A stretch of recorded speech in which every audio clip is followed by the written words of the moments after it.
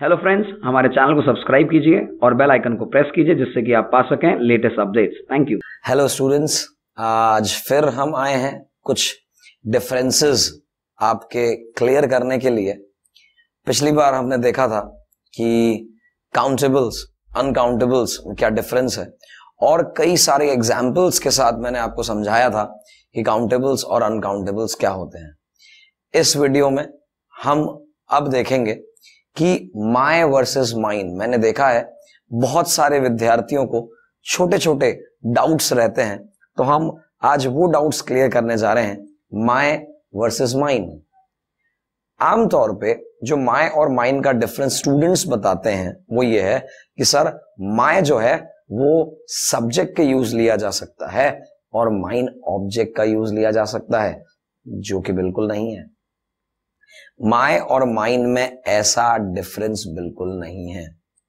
सबसे पहले बात अगर हम करें इनकी सिमिलैरिटी की, तो माय और माइन जो है इनकी सिमिलैरिटी ये है कि इन दोनों का जो मीनिंग है वो मेरा या मेरी है।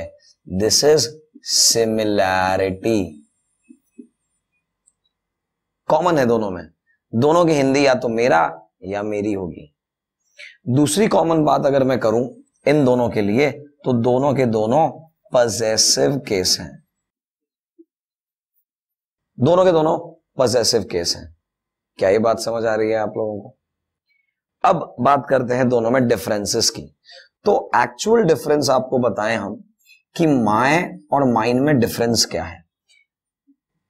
ग्रामेटिकली अगर हम बात करते हैं, माय एक पजेसिव एडजेक्टिव है और माइन एक पजेसिव प्रोनाउन है। एक्चुअली ये डिफरेंस है, ये टेक्निकल ग्रामेटिकल डिफरेंस है। माय जो है एक एडजेक्टिव का रूप लेगा, माइन जो है वो प्रोनाउन का रूप लेगा। कैसे, अभी हम समझाते हैं आपको। अगर मैं एक सेंटेंस लिखता हूं, आप जरा समझिएगा। This book is red book. यह किताब एक लाल किताब है।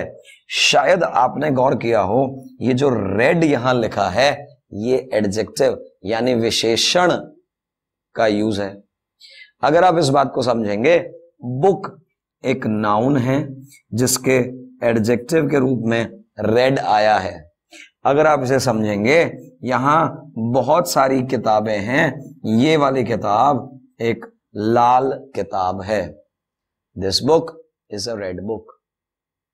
अगर मैं कहूं आपसे कि यहां पे रेड को हटा के माय लिख दो, तो शायद आपको समझ में आएगी ये बात। This book is my book.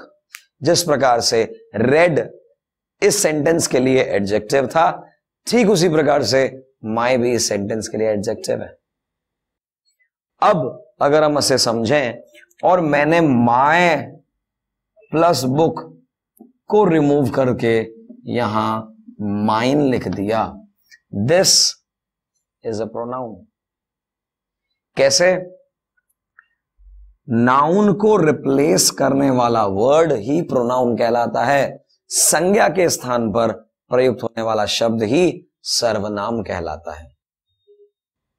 यानी कि माय शब्द का प्रयोग एज एडजेक्टिव होगा, माइन शब्द का प्रयोग एज प्रोनाउन होगा।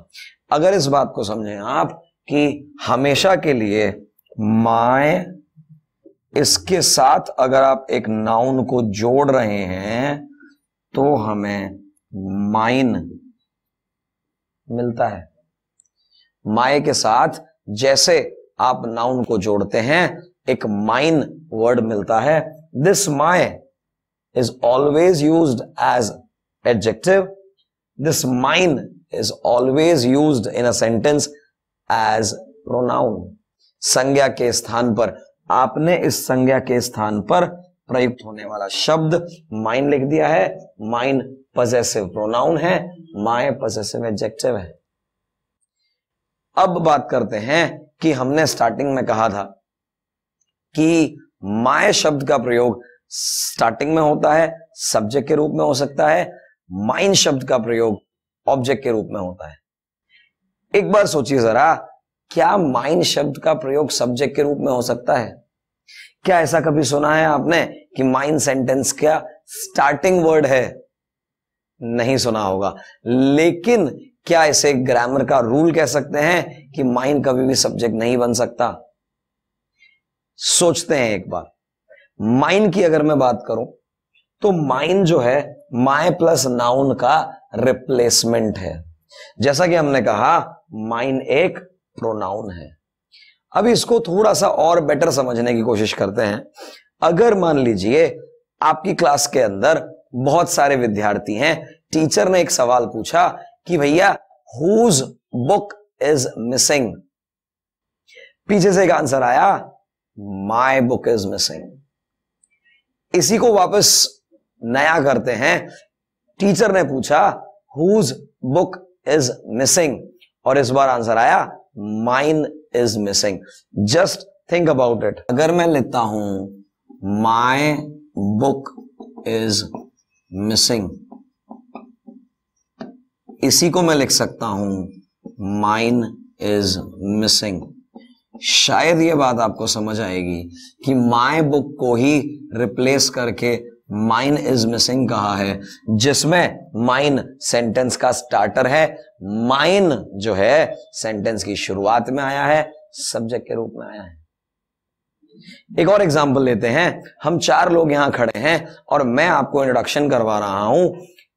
Okay, his name is Priyank, his name is Sumit, mine is Shreyansh, mine is Shreyansh. यहां पे भी जो सेंटेंस का स्टार्टर है वो माइन बना। क्वेश्चन ये जरूर उठेगा कि बॉस माय तो स्टार्टिंग में हमने यूज लिया है बहुत सारी बार, माइन शब्द को स्टार्टिंग में क्यों नहीं लिया, क्यों नहीं लेते? अगर मैंने जब आपको कहा कि माइन इज श्रेयांश, या अगर मैंने आपको कहा माइन इज मिसिंग, बिना किसी कॉन्टेक्स्ट के, बिना किसी रेफरेंस के, क्या आप ये बता पाएंगे कि एक्चुअली क्या चीज मिसिंग है? क्या आप ये बता पाएंगे कि क्या है श्रेयांश? इसको हम दूसरे तरीके से बोलते हैं। अगर मान लीजिए मैंने आपको किसी बहुत ही ग्रेट पर्सनालिटी, एग्जाम्पल के तौर पे थॉमस अल्वा एडिसन के बारे में बोलने के लिए कहा और आप स्टेज पे आए और आपने बिल्कुल शुरुआत में कहा he was this, he was this, he was that, he was that. किसी भी आर्टिकल की शुरुआत ही अगर आप ही से कर रहे हो और उसका इंट्रोडक्शन नहीं करवा रहे हो और लास्ट तक ही चल रहा है, तो हमें कैसे पता चलेगा ही कौन है? माइंड इट कि ही एक प्रोनाउन है, ठीक इसी प्रकार से माइन इज प्रोनाउन है। जब तक माइन का कॉन्टेक्स्ट नहीं पता चलेगा, क्वेश्चन नहीं पूछा जाएगा whose book is missing, mine is missing, actually आप ये नहीं बता पाएंगे कि एक्चुअली क्या मिसिंग है। ये तो रही हमारी सारी थ्योरेटिकल बात। ग्रामेटिकली आप एक बात जरूर ध्यान रखिएगा कि माय शब्द को एक नाउन चाहिए ही चाहिए, ऑलवेज रिक्वायर्ड।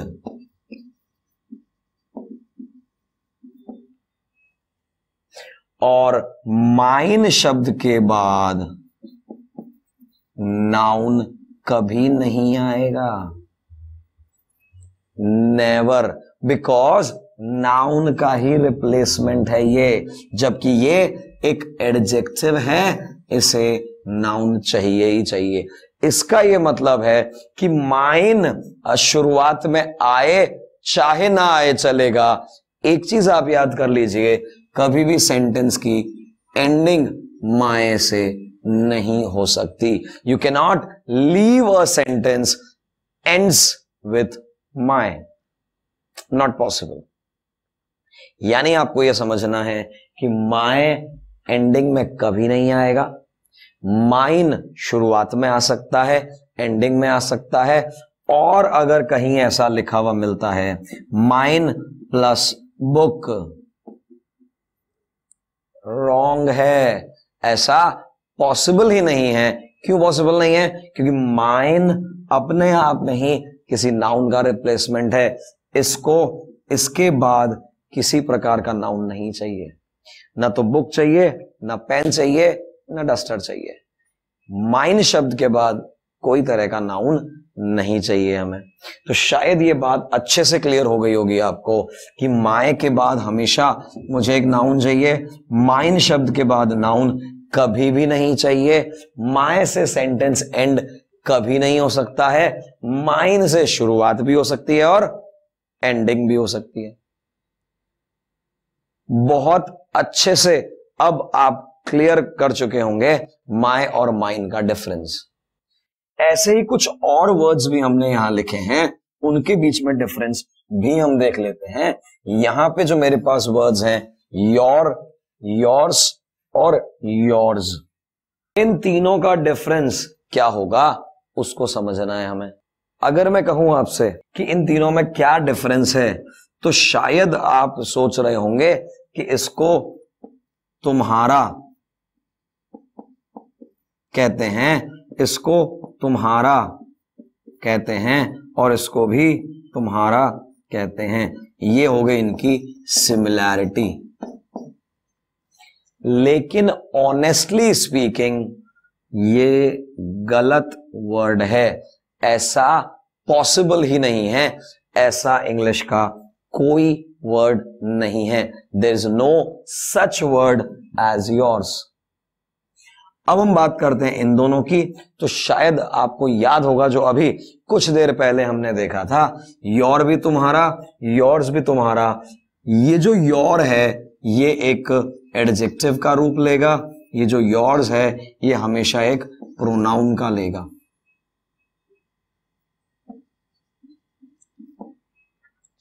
हमेशा एक प्रोनाउन का रूप लेगा। अगर इसको और क्लियरली समझें तो योर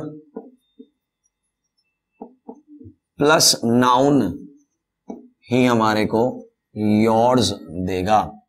अब बात करते हैं कि सर ये जो योर्स आपने कट किया ये क्यों गलत है। अब जो मैं कॉन्सेप्ट बताने जा रहा हूं बहुत अच्छे से समझिएगा कि क्यों ऐसा है कि हम पजेसिव के साथ कॉमा एस प्रोनाउन में नहीं लगाते। क्यों नहीं लगाते उसको अभी आप समझेंगे। अगर मुझे राम का ऐसा कुछ कहना है तो हम राम्स कहेंगे। अगर मुझे मोहन का ऐसा कुछ कहना है तो हम मोहन्स कहेंगे। पजेसिव नाउन का जो होता है वो कॉमा एस से ही क्लियर होता है।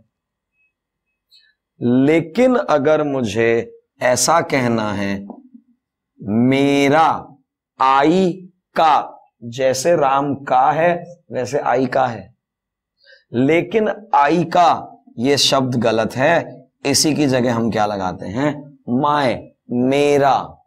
जैसे राम का वैसा मेरा। The right word for possession of I is my. बिल्कुल क्लियर हो गया होगा आपको। ठीक उसी प्रकार से अगर मुझे कहना है यू का, तुम का यानी कि तुम्हारा, तो मेरे पास शब्द है योर। अब आपको यह समझ आएगा जब हमने योर क्रिएट किया था इसके अंदर ये एपोस्ट्रोफे एस यानी कि कॉमा एस इंक्लूड हो गया था। जब इसका फॉर्मेशन हुआ था इसमें ये एपोस्ट्रोफे एस साथ में आ गया था, और अगर ये साथ में आ गया था तो फिर आपको इस योर के बाद फिर से एपोस्ट्रोफे एस लगाने की जरूरत क्या है। एक का के लिए हमारे पास कॉमा एस है जो इसके अंदर इंक्लूड है, ये तो मुझे लगता है काका हो जाएगा। यानी कि ये योर्स एक्चुअली गलत है। शायद बचपन में आपको याद आ रहा होगा कि कई बार आपने योर्स फेथफुली लिखा होगा उस समय, तो आपको ऐसा लग रहा होगा कि जब उस समय लिखा था तब सही था, अब कुछ परिवर्तन हुआ है, लेकिन ये गलत है। उस समय भी ये योर्स गलत था और आज भी ये योर्स गलत है। हमारे पास दो ही प्रकार के तुम्हारा है, एक योर यानी तुम्हारा एडजेक्टिव के रूप में, your book, your house, your camera. Yours ये सेंटेंस की शुरुआत या एंडिंग दोनों में आ सकता है, ये लास्ट में नहीं आ सकता। ठीक उसी प्रकार से अवर और आर्स ये भी एडजेक्टिव और प्रोनाउन वाला डिफरेंस है, ठीक उसी प्रकार से देयर और देयर्स भी हैं। तो यहां हमने देखा एक बहुत बड़ा कॉन्सेप्ट आपका क्लियर हुआ। माय और माइन का डिफरेंस आमतौर पे स्टूडेंट्स को बहुत क्लियर नहीं होता है, और इस वीडियो के माध्यम से हमने कोशिश की कि बहुत अच्छे से आपको क्लियर कर पाए। आई होप आपको बहुत अच्छे से क्लियर हो गया होगा। सब्सक्राइब करना ना भूलें हमारे चैनल को, क्योंकि इसी प्रकार के बहुत सारे डिफरेंसेस, इसी प्रकार के छोटे छोटे फैक्ट्स इंग्लिश के लिए लेके आएंगे। क्योंकि कॉम्पिटिटिव एग्जाम की अगर हम बात करें, जब तक ये छोटी छोटी चीजें क्लियर नहीं होंगी तो बड़ा जो आपका एम है वो कैसे क्लियर होगा। Thank you friends, thank you for watching. I hope आपको ये वीडियो बहुत अच्छा लगा होगा, तो प्लीज लाइक करना मत भूलिएगा।